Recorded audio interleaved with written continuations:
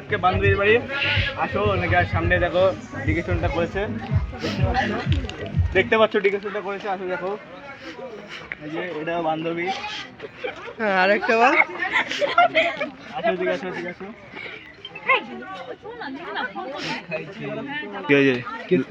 দাদা দেবে দাঁড়া,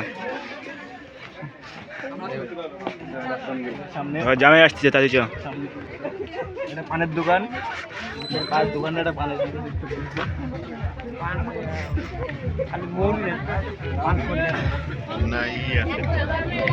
এখন জামাই আসবে, তার জন্য একটা ভিড় হয়ে গেছে দেখতে পাচ্ছ। এখন জামাই আসবে আর এটা কফির জন্য। আমাদের কবিতা আছে নাকি দেখতে হবে।